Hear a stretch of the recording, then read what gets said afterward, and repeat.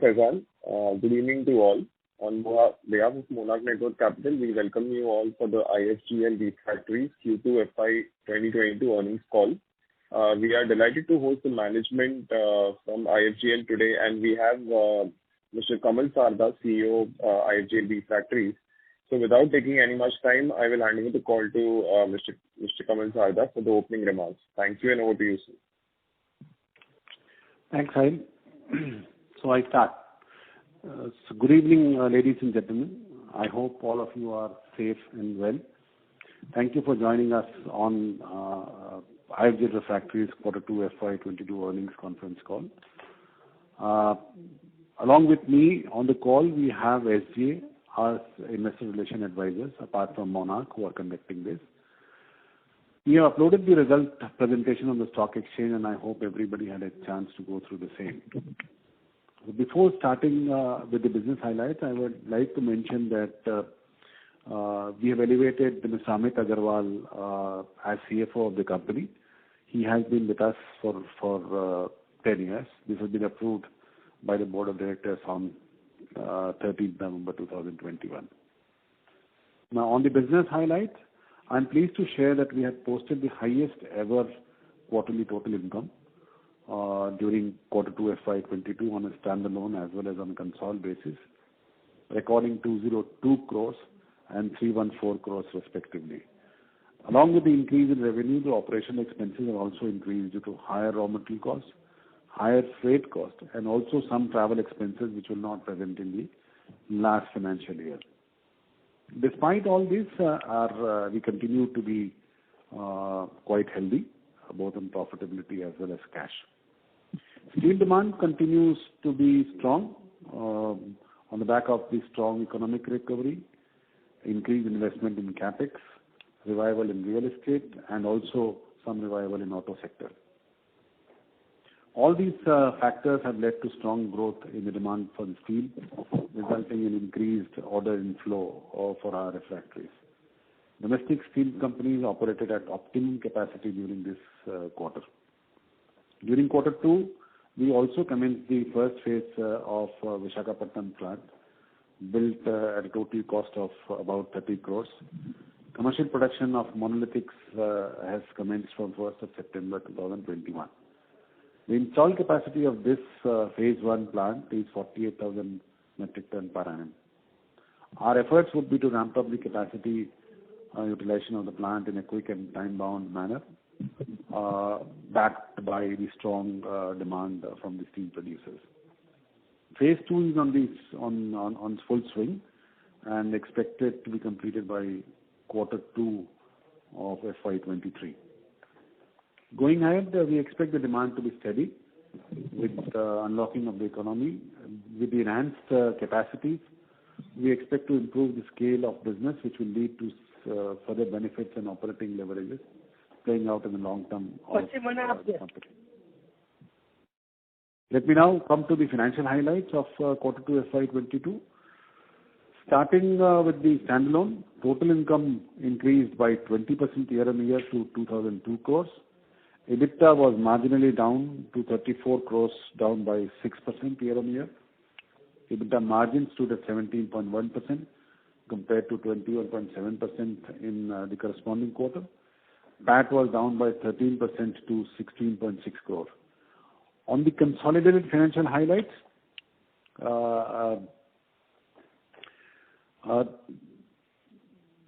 so this total income in total consolidated figures includes our international subsidiaries in US and Europe.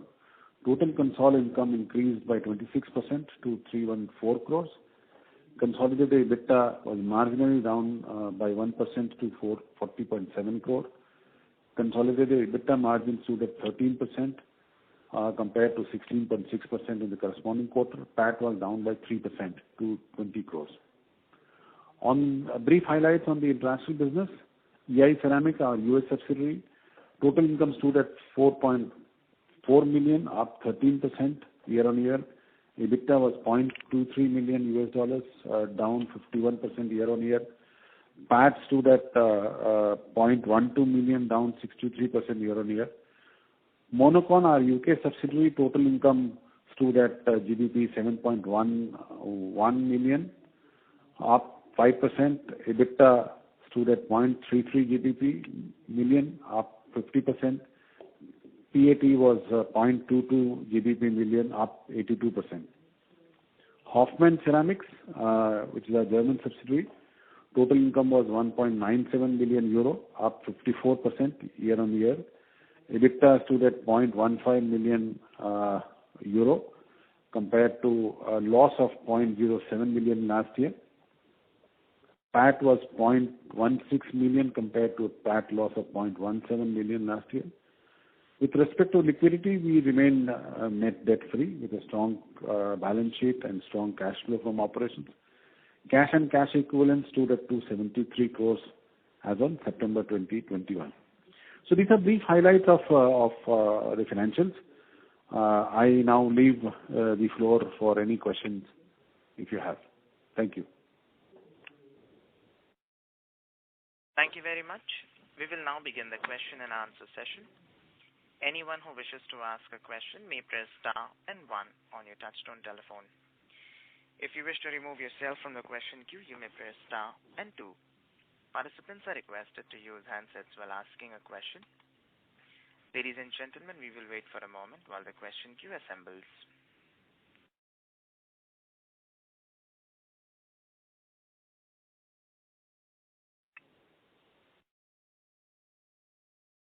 The first question is from the line of Rohit Balakrishnan from iThought PMS. Please go ahead. Hello, am I audible? Yeah. Yeah, hi sir. Thank you for this opportunity. So, sir, as you mentioned in your opening remarks that this was the highest ever sales for us because of standalone on a consolidated level. So, just want to understand what is the capacity utilization that you're working on right now, and do you see this kind of top line sustainable over the next few quarters? And if you can also share this increase in top line, what was the volume versus price increase that you would have seen? That was my first question. Mm-hmm. Okay. So the top line growth is a result of 2-3 factors. There has been a volume growth, definitely, because we make multiple product ranges. It is difficult for me to share those details. But yes, there has been reasonable volume growth.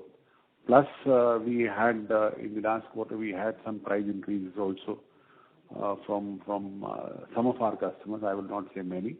Some customers have given some price increases also.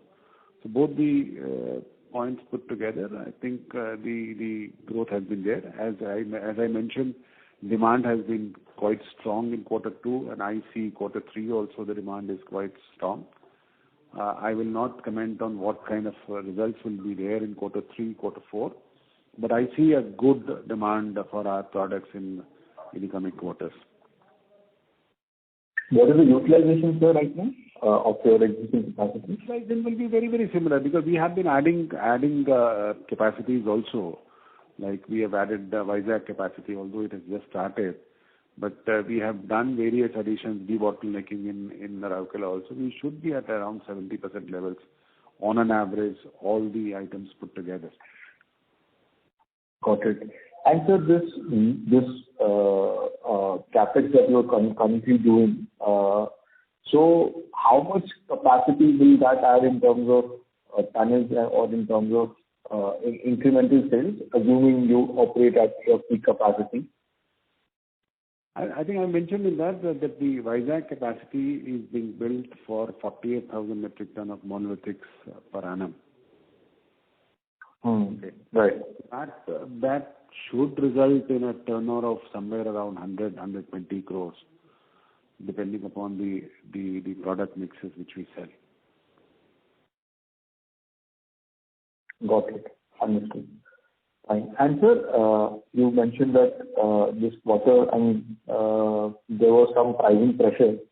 So you also alluded to this point that you had some price increases from your customers. So if I were to look at any, not just this quarter or the previous quarters in the last financial year, over a longer period of time, I mean, is there a way to say that this is a particular EBITDA per ton that you earn, or this is the kind of EBITDA margin consequently that you look at in a normalized period? I understand last year was obviously there were a lot of disruptions, so some costs will not be there, and this year again some costs are flared up because of raw materials, etc. But over a longer period of time, if one were to analyze your business, what kind of margins one should look at on a sustainable basis? Difficult question. But I've always maintained that whatever we have done in the last 5 years, the margins EBITDA margins which we have had, I would say somewhere around 15 to 17% is what we can look at. So maybe barring some cost pressures here and there, I would say somewhere around 14-15% should be a margin we should look at. Got it. Fine. I think these were my questions. If I have any more, I'll join back in with you. Thank you very much. Thank you. Thank you. Reminder to the participants, anyone who wishes to ask a question may press star and 1.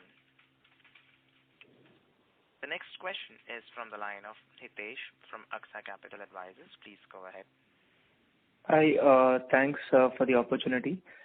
Sir, how is the raw material scenario now, both with regard to the supply from China and also with regard to the pricing on a sequential basis? Yeah, so supply, I would say most of the raw material are available at a price. Okay. There are disruptions. The major disruption is due to the logistics, the container availability, ship availability. So that's something which we have been facing challenges for the last few months.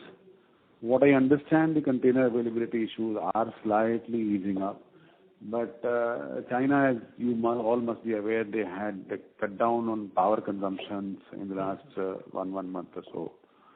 So that is causing a bit of a disruption in our raw material availability, a particular area of China. But I'm told that the power restrictions is being eased out.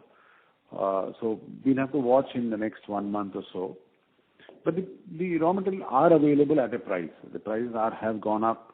The logistics costs have gone up. That's what I have mentioned in my speech also. So that cost is still high. Mm-hmm. Would it be possible to quantify what is the RM inflation on a sequential basis now? No, I don't think I have calculated that way. Okay, but is it anything to be really worried about it with regard to the spike? Because I believe on a YOY basis, a lot of the raw materials have moved up by 20-30% also over that of last year. Do we still see that trend continuing with regard to these prices increasing? As we speak, the raw material increasing trend has more or less, I think, have plateaued. There have been no significant increase in the last 15 days or so. Mm-hmm. Okay. Sure. So we hope that we have reached the peak. But I think next couple of months would be crucial because China goes into a severe winter. Mm-hmm. We'll have to watch the winter as well as till the Chinese New Year.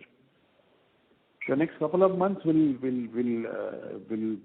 maybe either remain the same, but availability challenges would be there. But I think thereafter it should come down.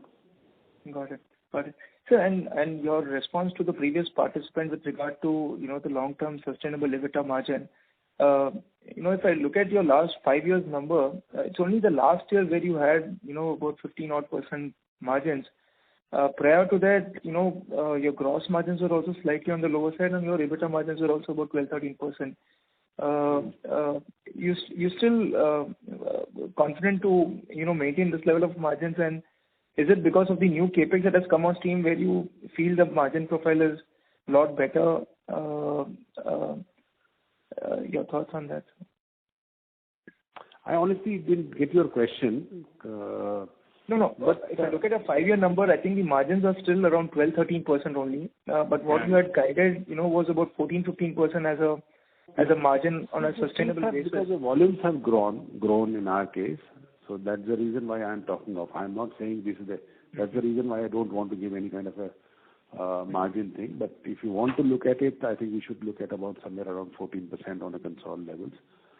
That is something which we are looking at because both the costs have increased, but we are also looking at the selling price increases, which we are getting indications from the customers also. I think it should be okay. Okay, sure. And so this goodwill which is there with us, how much is left more to be written off? I think it should be about 4.5 years left, 4.5 write-off. Okay. But then the tax impact of this is anyways taken on our books, right? Last year? Yeah. Tax impact is from 1st of April 2021. It is finished. Okay. Sure. In fact, 1st April 2021 it is finished. Yeah. Okay, sure. Thanks, sir. That's it from us. Thank you. Okay. The next question is from the line of Pratim Roy from Batlivala and Karani Securities. Please go ahead. Hi, sir. Thank you for the opportunity. I have two questions. First of all, if you can throw some light on the demand scenario, you mentioned that 3Q and 4Q will be robust, like 2Q. So which sector you are expecting? I mean, steel is there. That is the major consumer of the refractories. But if you can throw some light in the demand perspective, where you are getting good demand perspective, whether it's a secondary mill or it's a primary steel mills, they are procuring more. If you can throw some light on that, then I'll put my second question. So demand is there all across. I would say the majorly demand would be there in the major steel mills because they are producing full capacities. Okay. So the demand is there. I think our presence is majorly to the large steel mills and the medium sector. But on the mini mill sector, our business is increasing.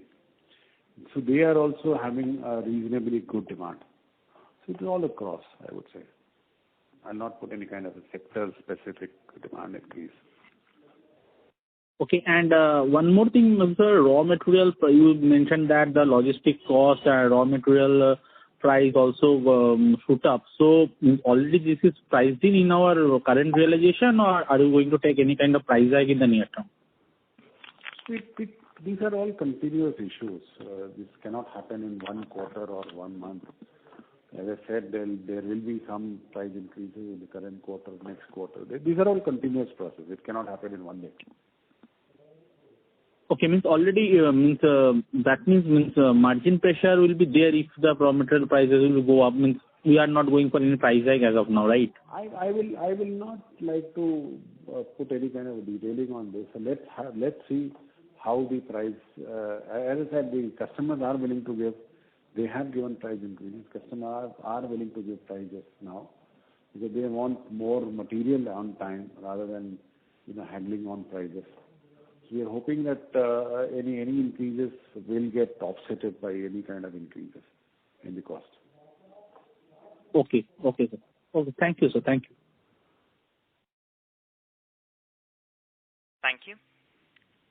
Reminder to the participants, anyone who wishes to ask a question may press star and 1. The next question is from the line of Amit Shah from A Securities. Please go ahead. Sir, I have a couple of questions, sir.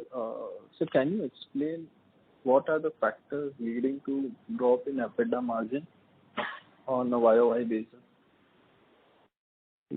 I mentioned it by speech. So there have been some input cost increases, like raw material prices had increased. The one of the large impact was on the ocean freight. Both inbound ocean freight as well as outbound. I mentioned to you in the speech that the freight from China to India has increased almost like 10 times. In fact, 10 times is a factor which you can safely keep for all the other sectors, whether it is inbound or outbound. So these are the two major impacts of the price cost increases compared to Y&Y.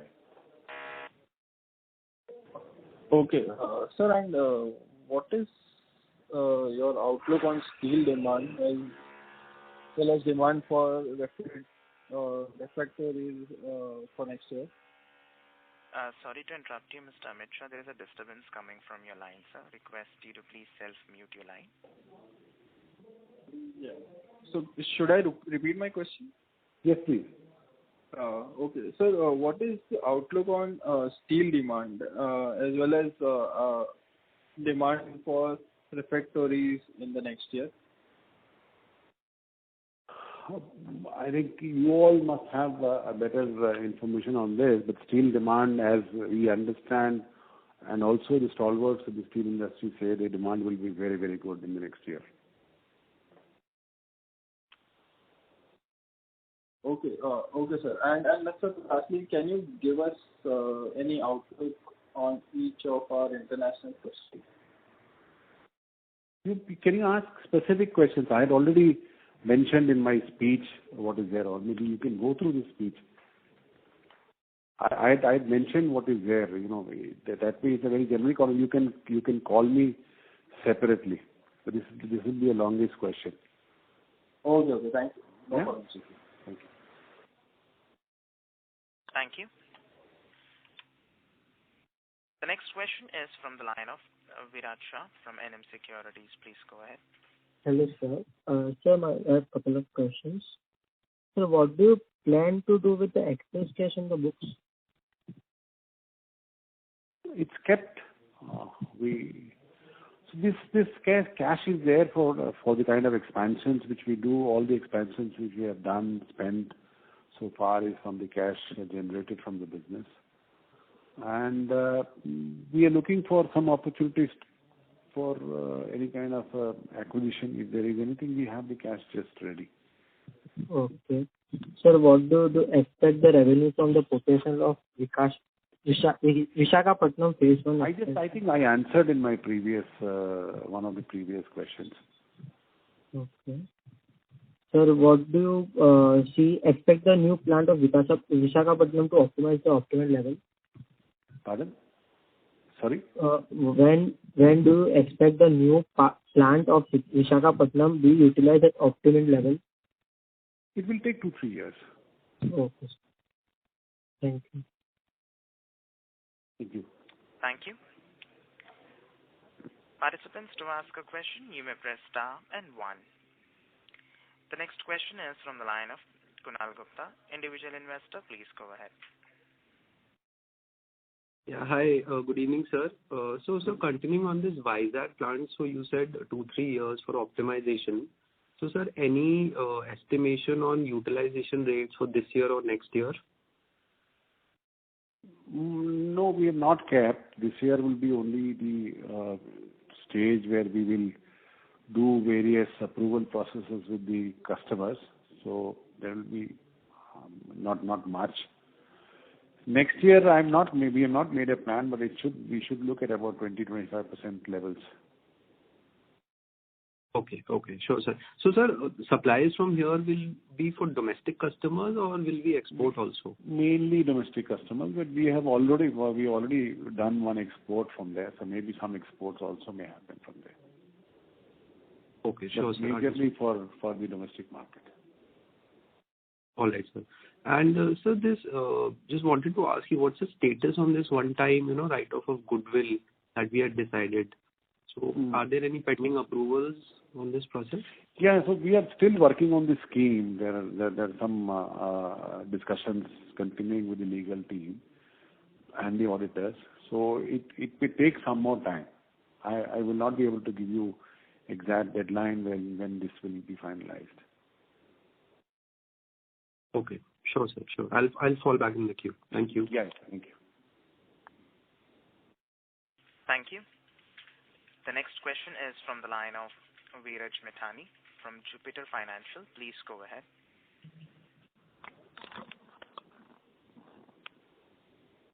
Hello. Yeah? Yeah, am I audible, sir? Yes. Yeah. So my question is about the structure of industry. Can you give me some idea about the competitors in India as well as the world? Like how are we placed compared to others? In India, I think there are the competition is there from Vesuvius, RHI. You have Tata Refractories. You have OCL. There are quite a number of competition, large refractory players. Calder's India is there, though they are not our direct competitors, but they are there in the refractory space. In worldwide also, these names are there. Vesuvius, Harichai, Kurosaki. So I understand Vesuvius being the largest market shareholder in the world and even India. Is it the same thing or we are better than them? They are larger than us. They are substantially larger than that. Oh, okay, sir. Okay. So, but do you think with this infrastructure focus, things will get better, the margins will evolve a period of, say, next in the medium term, 3 to 5 years? We hope things will improve. I think we only work to improve the margins. Okay. But definitely what I can say is the volume growth I can see is good, both in the Indian market as well as the overseas market. Okay, that's it from my side. Thank you and all the best, sir. Thank you. Yeah. Thank you. Participants, to ask a question, you may press star and 1. The next question is from the line of Rohit Balakrishnan from iThought PMS. Please go ahead. Hello. I think you tried to answer that question. I just wanted to maybe try and ask it in a different way. So we have a goodwill which we write off at about 6-7 crores. Last quarter was much less. This quarter was about 7 crores. I could be wrong in my understanding. If my understanding was correct, that given that you've taken a one-time write-off, we would not have this amortization going forward. So if you can probably help me understand, if I could be wrong in my understanding, as I said, if you can just help me understand what is it that, what was that one-time write-off for and what was, what is the way forward? So I think if you go through our the AGM notice and all, this one-time write-off which we have planned is adjusting the share premium account with the balance of goodwill. Okay, so that's how we decided to knock off both share premium and goodwill from the books, which will improve the return on capital employed. That was the objective. So that process is on. We are in the discussion with the legal team and the auditors also. So this may take a few more months before we finally go to NCLT, because it has to go to NCLT for approval. The NCLT is the authority which will approve. So when NCLT approves, we cannot put a time frame, but normally they take about anywhere between 3 to 6 months time. That's the minimum time they take. Got it. And how far are you from going to NCLT to seek this approval, sir? Yeah, it will take a few more months. I will not be able to put a time frame, but it may take a few more months. There are some legal documentations which are still pending to be made, and we are in the process of getting some certificates also. So it can take a few more months. I will not be able to really put a time frame there, because I think we have already delayed on that. So putting a time frame. Will it be safe to say that probably before end of this financial year? No, it will not happen. It will spill over. You reaching to the NCLT before this financial year? No. I'll not say that, but as I said, any adjustment will happen only in the next financial year. It may not happen in this financial year. Okay, got it. Thank you, sir. Thank you. Thank you. The next question is from the line of Saket Kapoor from Kapoor & Company. Please go ahead. Yes. Dhanyavad, sir, for this opportunity. Namaskar. Sir, as you have been mentioned in the presentation that there will be contribution from the phase 1 expansion from the Visakhapatnam project. So, what should be the likely contribution in terms of the top line and utilization levels for H2? H2 there will not be much, so it will all get into the next financial year.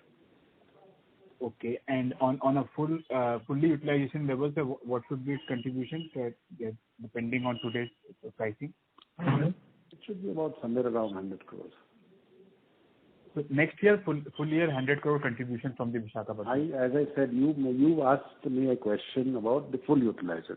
Yes, I did not mention next year it will be fully utilized. Okay, sir. So can you give some color, sir, how the utilization levels will be ramped up? So it will take 2-3 years before we go to a reasonable utilization level. Because it has to go through a process of various approvals of each customer. Right, sir. Okay. And sir, traditionally for our industry, is there any non-linear trend for H1 and H2? Any seasonality factors plays into, or we have consistency over both the halves? There are no linear things. It's almost like a flattish thing. Correct, sir. So when we look at our global part of the business when outside India, there the margins are typically very low than what we do for domestically. So what are the key factors that has kept the margins on the lower side, and what are the course corrections since we are in a good steel cycle? What are the corrections that can happen that will add to the margins going forward, if any, for businesses outside India? See, the margins differ from product to product. Even the products which we sell in India, there are various products where the margins are lower. So this is one of the major reasons. Few products are mature products where the freight sensitivity is very high. So these are some of the major reasons. Mature product and mature market. The market is also not growing. So that's one of the major reasons why the margins are lower in some of the companies which you feel. Correct. That is the product mix you are saying. That it is the product mix. Rather, that is the reason why these are low margin products. Mainly the product mix. So there is we cannot expect any changes because they are aligned in that way, and these are low margin. So the margins have been there very, very similar in the past also. There's not very, very significantly different. Sir, I joined late in the call, so what are the key triggers now going forward, say 1 year and 2 years down the line when our expansions are also stabilized? So what can we look forward in terms of business going forward, say 15 months or 12 months down the line, sir? As I mentioned, the market seems to be very, very buoyant now. The industry which we serve, the steel industry, is having a very good outlook for next few quarters. So we go with that same trend. And we also hope personally that the market, the demand of refractories should be very, very good. I don't see any challenges in the refractory. In fact, on the other hand, it should be very good in the coming quarters. Okay. So a very small point on the raw material and our utilization levels. On the current market conditions, how our utilization levels have shaped up for the first half, and how should the utilization levels play out for H2? And the impact of increase in the raw material prices, have everything been passed on since we are working on a long-term contract basis? So how has this increase in raw material prices impacted the margins? The raw material prices have impacted the margin in this quarter too, definitely. There has been some pass on, some are in the process. So it is not that 1-to-1 we can pass it on in the month in which the price increase happens. It's in the ordering cycle, the next price only adjustments happen. So this mismatch of order, the raw material price increase and the sales price increase will be there for the next 2-3 quarters. So I hope in next 2-3 quarters we'll be able to understand how much the market is willing to get. As I mentioned in my one of my previous questions, that customers are willing to, they're accepting that there has been a steep price increase, and they are willing to acknowledge that and give us some price increases. But it will take time. May not happen today, may not happen tomorrow, but it will happen. So these quarter margins are on a sustainable basis. The impact of the higher raw material has flowed completely, or we are due to the inventory they will be at. You have not understood my answer. I said it will happen in next 2-3 quarters, sir. It is not that it is the month in which the raw material cost increases, I increase my sales price. It is not possible for a fact industry. Right. So what I was asking is the higher raw material impact is the visibility. That is also continuing. The prices are going up. Maybe the raw material price, maybe in the current quarter, maybe in some. So its current quarter is already 1.5 months has passed. In last 1.5 months, in October month, there has been some increases. So it is not that the raw material will remain flat. This will also change slightly. I only mentioned the last 10-15 days the raw material prices have been flattish. Right. And on the utilization levels, sir, we are at 70%, somewhere around 70% levels on an average, all products put together. And this is the traditional way. This is where we are in this. Even during these strong steel cycles, this is what the level which is optimum for us, or we can scale up higher on what factors can we have undertaken a lot of capex plans. So they are debottlenecking, increasing the capacities. So that is a continuous process. So if required, we can increase the capacities. No issues at all. No, sir. My question was when we have a nameplate capacity and we are at 70%, so this is the nature of the industry that at peak we can run at 70-75%, or we can reach that 90-95% mark also. And what factors? Nowhere runs at 90-95%. It will operate at. So this is the peak, and the debottlenecking will generally will hover around that. Didn't get you last point. This will be around this levels only, because we are also increasing capacities. Correct, sir. The base will increase. Yeah. Right. Thank you for the answer, sir. I'll come in details. Thank you. Thank you. A reminder to the participants, anyone who wishes to ask a question may press star and 1. The next question is from the line of Hitesh from AXA Capital Advisors. Please go ahead. Yeah. So this is a follow-up to your response with regard to how you want to use the cash. I believe you also mentioned about acquisitions. There may not be anything on the table now, but even if you want to look at acquisitions, what would be your consideration with regard to the geography that you want to look at? Or we have not thought.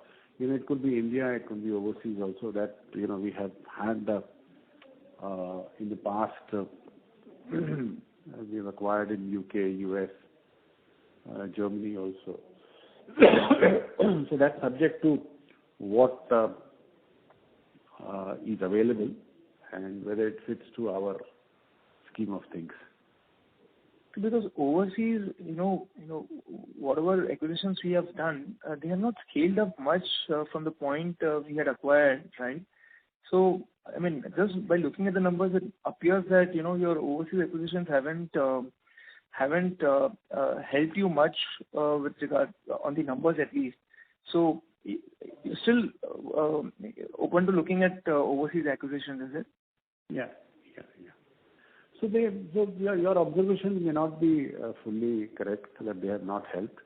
They have repaid their own loans, whatever they have taken for acquiring those companies. We have almost like 140-150 crore cash available in those companies, overseas companies. So those companies have done pretty well in the last few years since we acquired them. So it may not be a very, very right observation that they have not helped us. They have spent, Hoffmann Germany has spent some money. EI Ceramics has spent some money. Monocon UK has spent some money on expanding their capacities or debottlenecking their capacities. Okay. Sure. Thanks. Thank you. Ladies and gentlemen, that was the last question for today. I now hand the conference over to Mr. Sahil Sanghvi for closing comments. Thank you, and over to you, sir. Yeah, thank you, Faizan. Just wanted to thank Kamal sir for patiently answering all the questions on On behalf of Monarch Network, we would also like to thank all the participants. Kamal sir, would you like to give any closing comments? No, I think it was a good question answer session. I hope I have been able to answer most of your queries. And if there is anything you can contact SGA, who can either answer by themselves or maybe touch base with me to answer those queries. And I wish all of you to remain safe and healthy. Thank you very much. Thank you, sir.